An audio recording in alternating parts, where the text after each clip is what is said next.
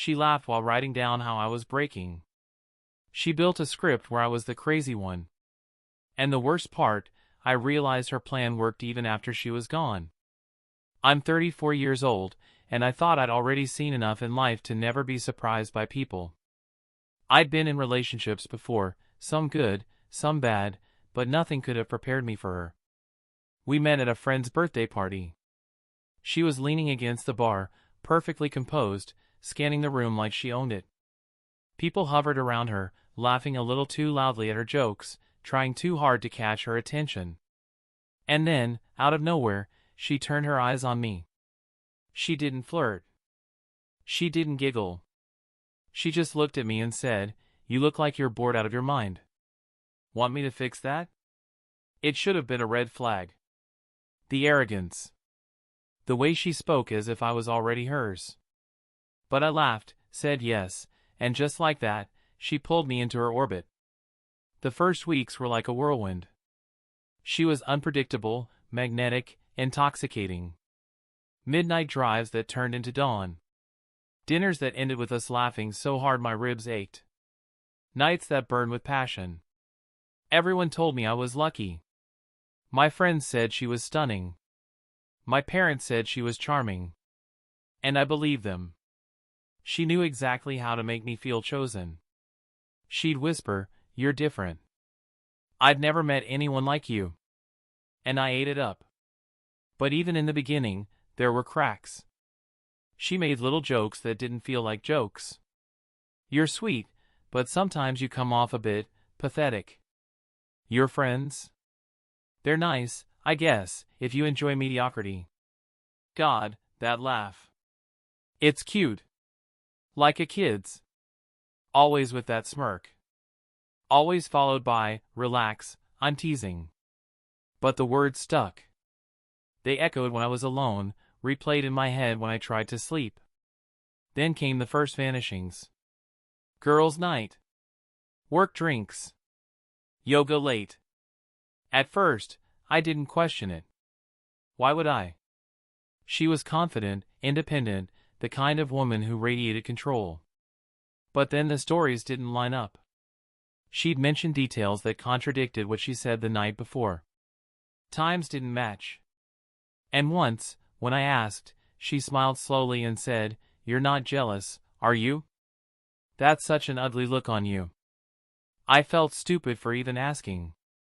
But deep down, something twisted in my gut. And one night, lying awake while she slept soundly, I realized something terrifying. She didn't feel like a girlfriend. She felt like a storm, one I was already standing in the middle of. And the question that haunted me was simple: what happens when the storm finally decides to break? At first, I kept telling myself it was just her personality. Confident. Bold. A little sharp around the edges. Maybe I just wasn't used to someone who spoke their mind so freely. That's what I wanted to believe. But slowly, her sharpness started cutting deeper. One night, we were supposed to meet my friends for dinner. People I'd known for years, the kind of friends who had been with me through everything. She agreed, smiled, even dressed up like she was excited. But the entire night, she barely touched her food, her eyes glued to her phone, her face fixed in that bored smirk. Whenever one of my friends tried to make conversation, she gave short answers, cold little laughs, then went back to scrolling. On the way home, I asked, "Did something happen? You seemed upset." She laughed. Not a warm laugh. A sharp, cutting laugh. Upset? No. I was bored. Your friends are boring. Honestly, I don't know how you stand them. Her words hit me harder than I wanted to admit. I defended them, told her they were good people. She rolled her eyes and said, "Good? Sure. Good at being average. If you keep hanging around losers, don't be surprised when you end up like them." That night, I lay awake staring at the ceiling, thinking about her words. And the worst part? The next time my friends asked me to meet up, I told them I was busy. It didn't stop there. She started criticizing me in little ways, always wrapped in that mocking smile. You're wearing that shirt? Brave. You look like you're trying too hard. Or, you laugh so loud, it's kind of embarrassing. People stare, you know. Every comment was followed by her favorite phrase, relax, I'm only teasing. But a joke isn't supposed to leave you awake at night, replaying it over and over, wondering if she was right. And then there were the vanishings. At first, it was believable. Drinks with coworkers. A late yoga class. Helping a friend move. Normal excuses, said with total confidence. But then the timelines didn't add up. She'd say she was with one person, then later casually drop a detail that didn't fit. Once, she came home glowing, her makeup freshly redone, her perfume thick in the air. I asked, trying to keep my voice light, how was yoga? She smirked. Great. You should try it sometime. Her mat was still in the trunk of her car, untouched. When I hesitated, she tilted her head, narrowed her eyes, and whispered, You're not jealous, are you? That's so unattractive. And just like that, I felt like the villain. Like my suspicion was the problem, not her story. But the worst part wasn't the lies. It was how much she enjoyed them. The way her eyes lit up when she caught me hesitating. The way her lips curved into that smirk whenever I stumbled over my words. She wasn't just hiding something. She was savoring the way I twisted myself into knots trying to understand her. One night, as we lay in bed, she whispered into the dark, You know, sometimes I think you completely fall apart without me. I froze. What do you mean? I asked. She giggled softly, rolled over, and said, Relax. I'm joking. But her smile told me she wasn't. And lying there in the dark, listening to her calm breathing, I realized something terrifying. She wasn't just testing my patience. She was testing me. Every word. Every lie.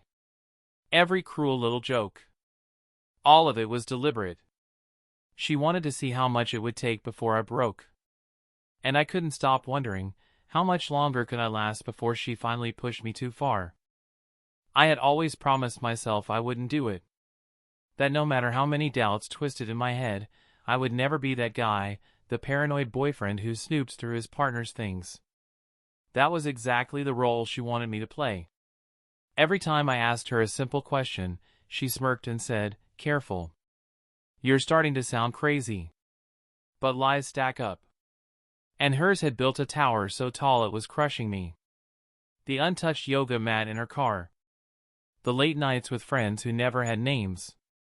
The perfume stronger when she came back than when she left. And that smile, that wicked little smile she wore whenever I hesitated, as if she could hear the doubt screaming inside me. So one night, as she lay sleeping beside me, her breathing calm, peaceful, as if she had nothing to hide, I reached for her phone. My hands shook. My heart pounded so hard I thought it would wake her. I entered her passcode, her birthday reversed. Too easy. Almost like she wanted me to look. The screen lit up. And everything I feared became real. There were messages. So many messages. Men's names. Some full. Others hidden with initials, or just emojis, hearts, flames, winks. One read, Last night was incredible. Can't stop thinking about you. Her reply, Next time, don't let me leave so early, winking face. Another, He suspects, doesn't he? Her reply, Of course. But that's the fun part. He won't leave. He needs me too much. I think he likes the pain. My chest tightened. My vision blurred.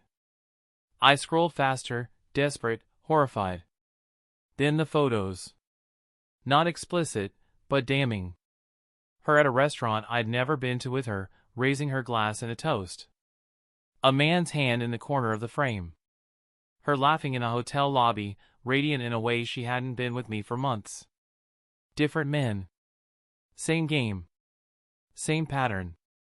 I placed the phone back exactly where it was, careful, as if the device itself might scream my guilt. I lay stiff in bed, staring at the ceiling, my whole body frozen. She stirred, rolled toward me, draped her arm across my chest.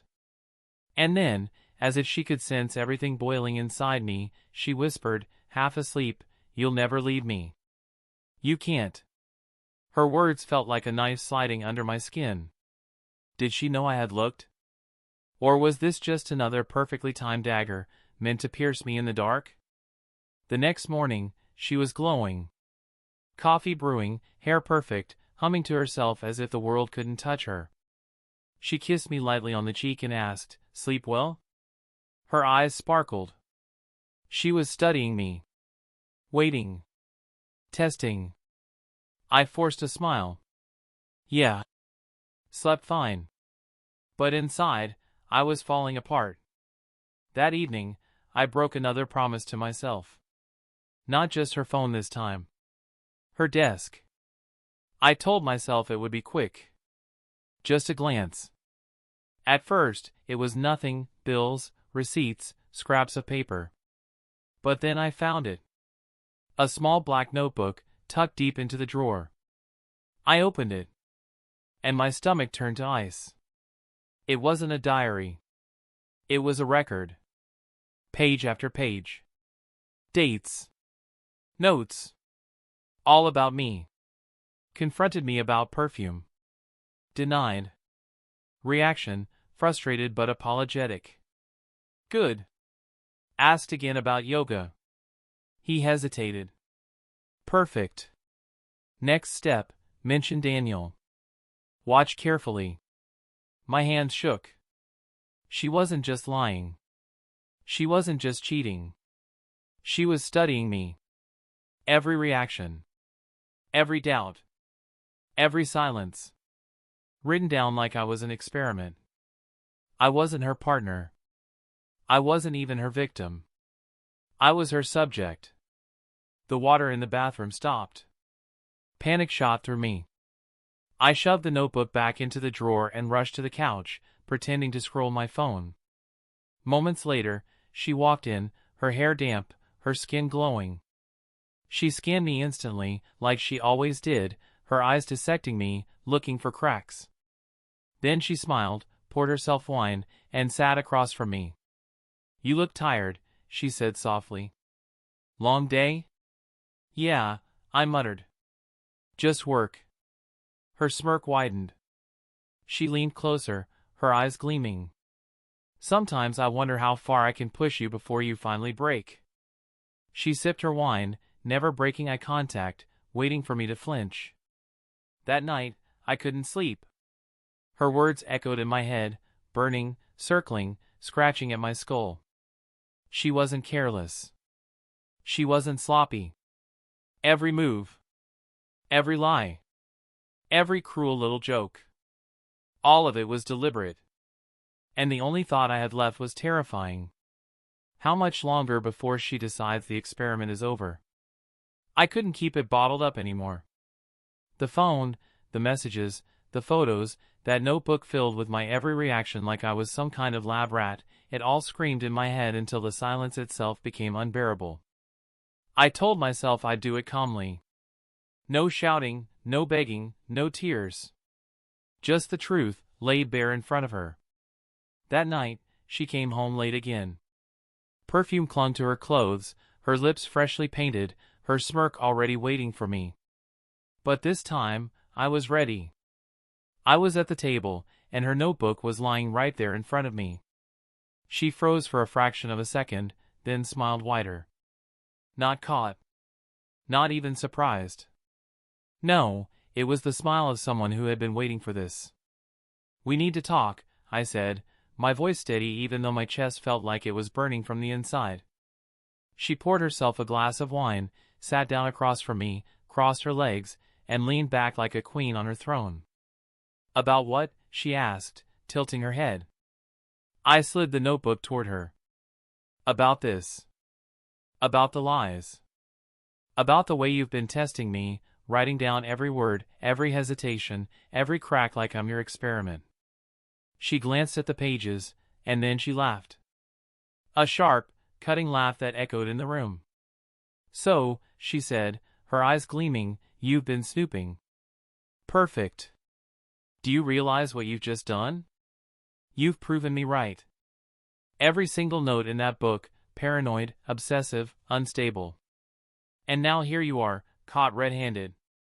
I clenched my fists under the table, but forced myself to stay calm. "No," I said, "I've proven that you've been studying me like a rat in a cage. That's not love. That's cruelty." She leaned forward, resting her elbows on the table, her smile razor-sharp. "And if it is? Maybe I enjoyed it. Maybe I still do. The question is, why are you still here?" Her words hit harder than any scream. She wasn't denying it. She was admitting it, flaunting it, because she thought she couldn't lose. "You don't get it, do you?" she whispered. "Even if you tell someone, even if you show them this notebook, who do you think they'll believe? You? With your tired eyes, your paranoia, your shaking hands? Or me? The calm, charming girlfriend who smiles sweetly and says you've been acting strange lately? Everyone adores me. No one will ever believe you." Her voice was low, steady, dripping with confidence.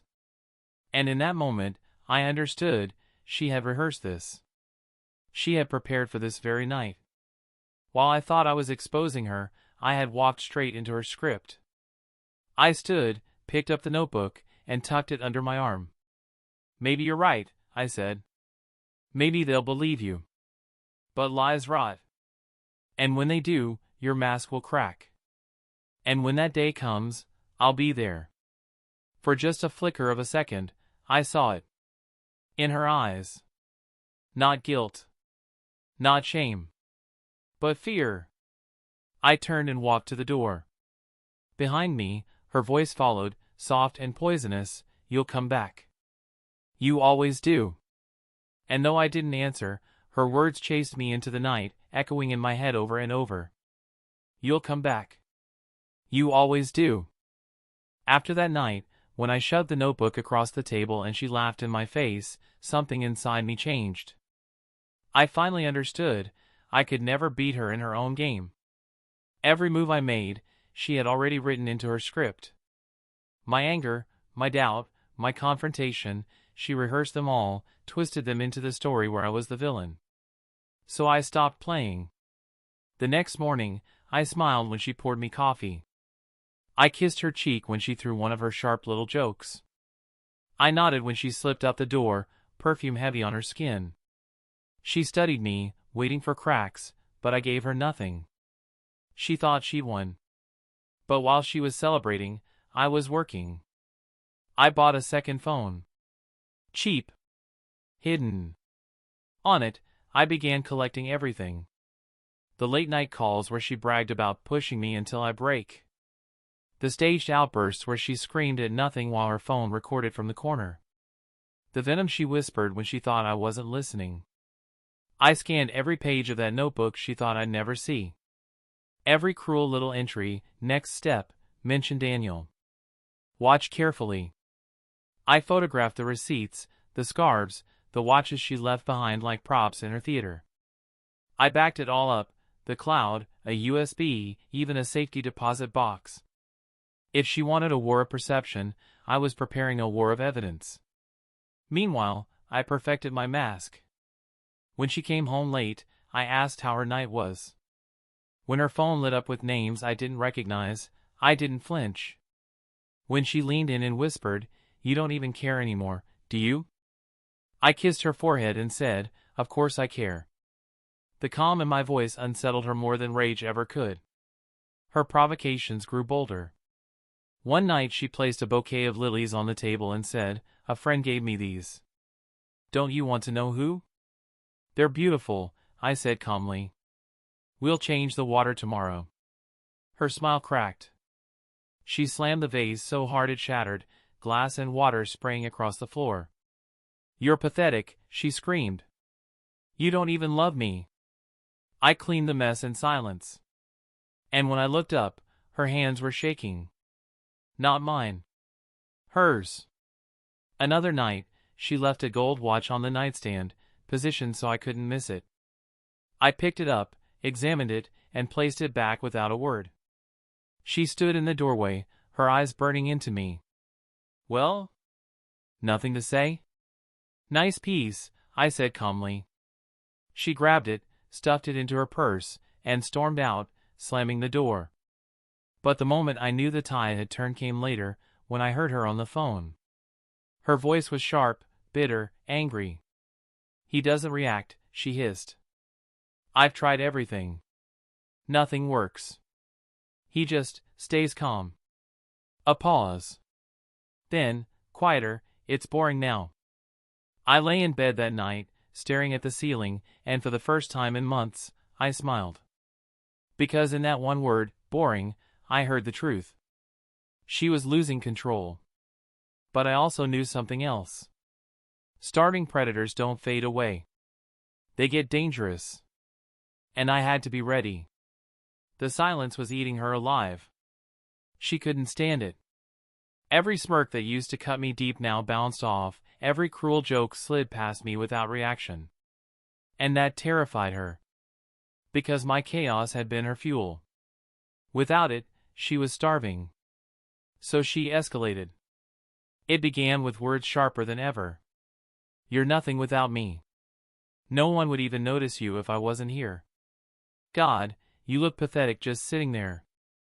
Her eyes burned, her voice laced with venom. But I gave her nothing. I stayed calm. And that calmness broke her more than rage ever could. Then she brought her war outside our walls. At dinner with friends, she smiled sweetly and said, he's been so distant lately. Almost unstable. I worry about him. The way they looked at me after, their polite nods, their forced laughs, I knew the seeds were planted. To the neighbors, to acquaintances, to coworkers, she sprinkled her little lies, he gets paranoid sometimes. It's hard. She was building her story, brick by brick, trying to make me into the villain before I even realized I'd been accused. And then, one night, she made her boldest move. I came home to find her waiting at the table, a glass of wine in her hand, papers spread neatly across the wood. She gestured for me to sit, her smile sharp and rehearsed. I've been documenting things, she said softly. I looked down at the papers. My blood ran cold. Affidavits. Fake statements. A timeline of my supposed outbursts. Notes about my jealousy. Little lies stitched together into something dangerous. She leaned back, sipping her wine. One phone call, one meeting with a judge, and this becomes reality. Think about that. Her confidence was terrifying. She wasn't trying to win me anymore. She was trying to erase me. But I smiled. A calm, steady smile. You're right, I said softly. That's a good story. Then I placed an envelope on the table. Thicker. Heavier. She frowned but opened it. Inside were her own notes, scanned and copied. Her cruel little diary, next step, mentioned Daniel. Gauge jealousy. The transcripts of her late-night calls, he'll crack soon. I can't wait to see it.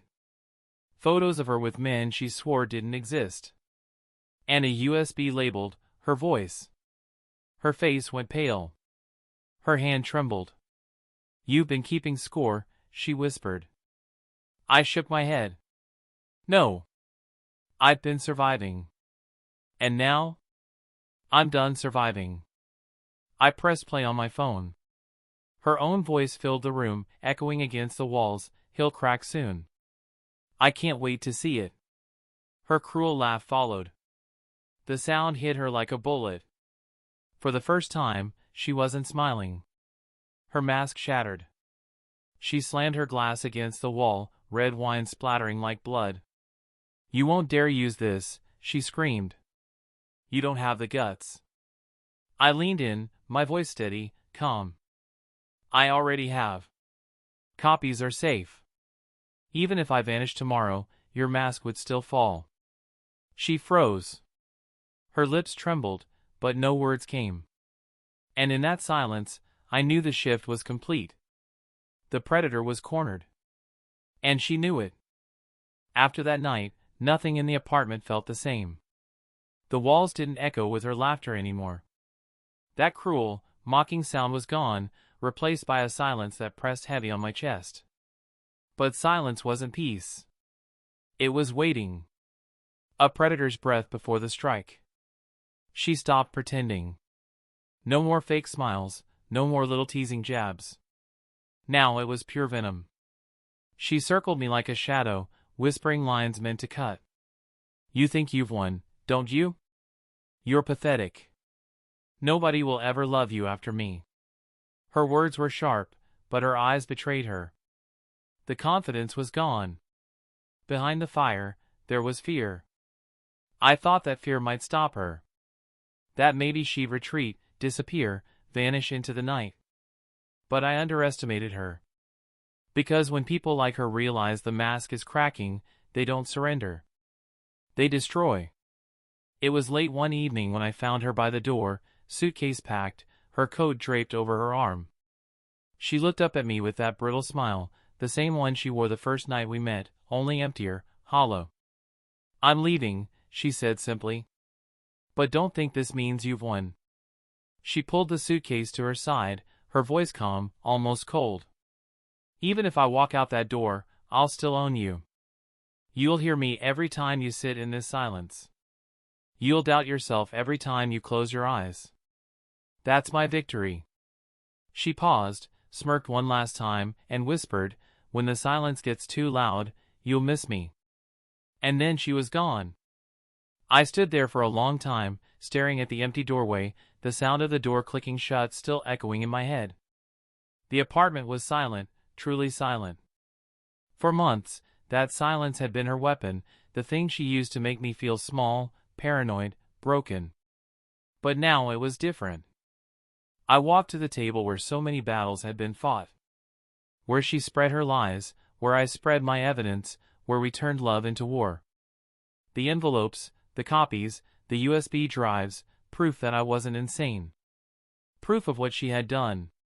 But proof doesn't keep you warm at night. Proof doesn't erase the echoes she planted in your head. That night, I lay in bed alone. For the first time in months, there was no steady breathing beside me, no smirk waiting in the dark, no whispered taunts cutting into me. Just silence. And she was right about one thing. The silence was unbearable. It pressed down on me heavier than her lies ever had. For the first time, I wondered if she hadn't broken me with her games, but with her absence. Because monsters don't always stay in the room with you. Sometimes they move into your head. And as I stared at the ceiling, trying to convince myself I was free, I realized the cruelest truth of all. She was gone. But I was still trapped with her. The silence should have been my victory. She was gone. The suitcase, the perfume, the cruel smirks, all of it had vanished with the slam of the door. I should have felt free. But instead, the quiet wrapped around me like chains. For days, I wandered through the apartment, unable to breathe without expecting her voice. The place still smelled like her perfume, the mirror still carried her reflection, and every corner whispered fragments of her laughter. The war was over, but the battlefield remained. I tried to move on. I deleted her number. I avoided the restaurants we used to go to. I ignored the places where I knew she might appear. But she lingered everywhere. In the clothes she had jokingly mocked. In the friends I had stopped seeing because of her cutting remarks. In the way I second-guessed every thought, every word, wondering if she had been right all along. She was gone. And yet she was still here. Then one night, I got a message. Unknown number. Just 5 words. Miss me? I told you. My chest tightened. I stared at the screen, frozen. No photos, no explanations, no name. Just those words. It could have been anyone. But I knew. I knew it was her. She didn't need to be here physically to keep her hold on me. She had planted herself in my head so deeply that even silence carried her voice. I went to the drawer where I had hidden everything, the copies, the recordings, the USB. I played her voice again. That cruel laugh, those damning words, he'll crack soon. I can't wait to see it. Proof. Evidence. The truth. But as her voice filled the empty apartment, I realized something devastating. This wasn't proof of her cruelty anymore. It was proof of my captivity. Every time I replayed it, every time I stared at her notes and messages, I wasn't freeing myself. I was binding myself to her even tighter. She had built the perfect trap. Not with lies. Not with manipulation. But with memory. I sat in the dark, the glow of the screen burning in my eyes, and I finally understood. She had never needed to win in the moment. She just needed to make sure I would never stop playing her game. And even though she was gone, I was still her subject. Still her experiment. Still hers.